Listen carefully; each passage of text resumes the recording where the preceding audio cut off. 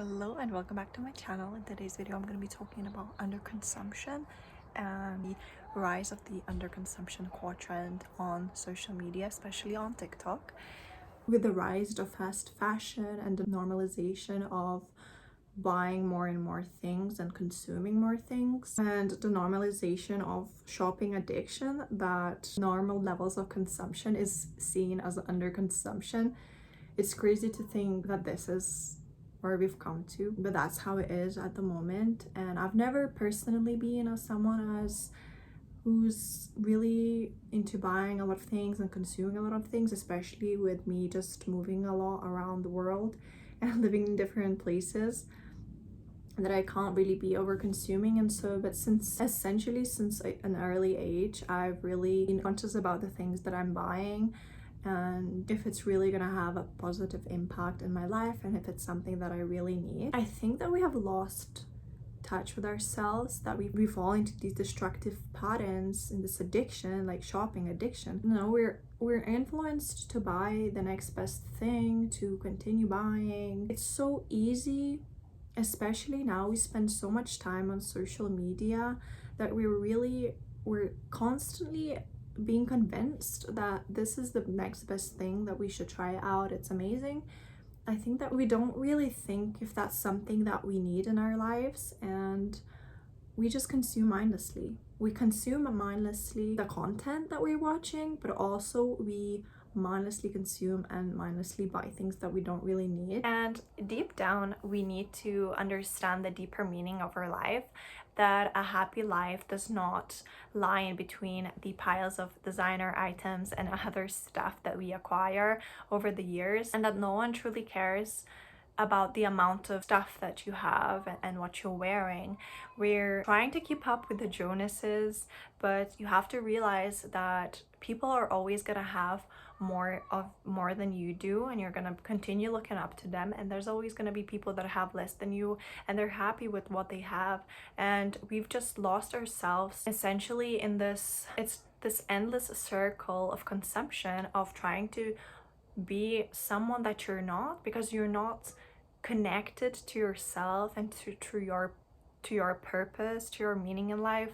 I think we're just living mindlessly without thinking of also the consequences, and just having a different perception of life and a deeper meaning, something that we each have our own individual purpose, and so we need to find that which is individual to each one of us. Overall, I think that this trend is a great idea to share the message of being more conscious of our buyer and consumer habits, that a minimalist and clutter-free life will leave you not only just financially but also emotionally better off. When you're having less stuff in your house and it's more organized, you're gonna feel less anxiety and less stress. You're gonna have a clearer mind, and that's been proven as well. I think overall it's a really great trend that we're going this direction, that we're finally realizing that we've been over consuming, and that realizing that we don't need this much stuff is not truly making us happier. Perhaps we're better off with having less stuff because we actually feel better, like overall. I think the first step is to have a look around your home, around your living area and the room, and just really think if everything that you have there, just go through everything, and if that thing truly brings you joy, if it makes you happy that you have that item, then you should keep it. But you're gonna realize that a lot of things that you have, it doesn't really bring you happiness, and it's just sort of just collecting dust. Once we become conscious of that, and if we become conscious with each decision, each buying decision that we make, we're going to be buying a lot less things, because we're going to realize that a lot of things that we think we need, we don't actually need, and we change our mind. And I think that, like, before you buy something, just ask yourself, will it benefit your life? Is it a rational decision or an irrational one? Are you happy to buy this? And just think about the future, if you're gonna want it in the future. Another great thing that I do, for example, is I have a wish list. If I really want something, I put in the wish list and I think about it. Also, to invest in higher quality pieces than having a lot of low quality things.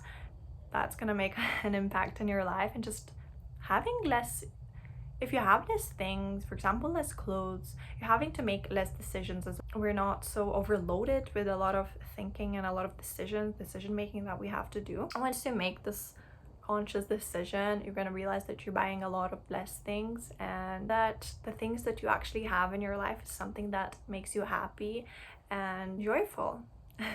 And as well, you're going to realize that you're going to save as well a lot of money. You're going to be spending less because you're buying less. So, you know, think about the money. It can be invested, it can be saved for other things, it can be saved for experiences, or just starting something that you really wanted to do for a long time, whether it's a side hustle, whether it's traveling the world, anything really. Just the thing is just to become conscious and to ask yourself questions before buying a certain thing, before doing a certain thing. I think this is something that we forgot to do, to live consciously. We kind of live these robotic lives. We have this routine and we're just continuing living the same way without actually thinking, wait, maybe there's a different way of living. Maybe I would be happier if I did things differently.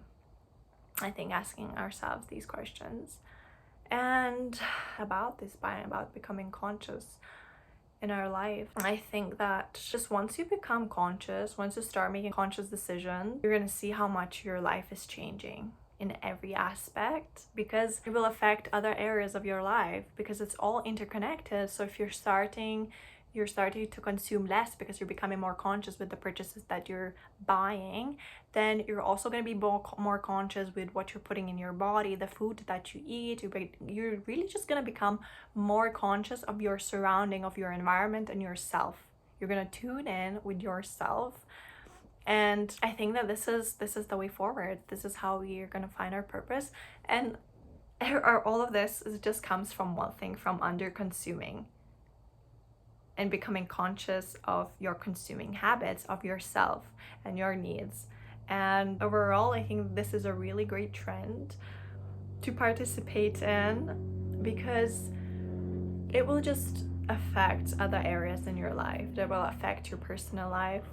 It will affect your just every aspect of your life. And if you think anything from this video is to just look at the stuff around you and to think if the things that are around you, if they really bring you happiness, if you're grateful for every item, if it brings you joy, and if it's not, maybe it's time to declutter that. And that's not only with things, it's also with the people around you.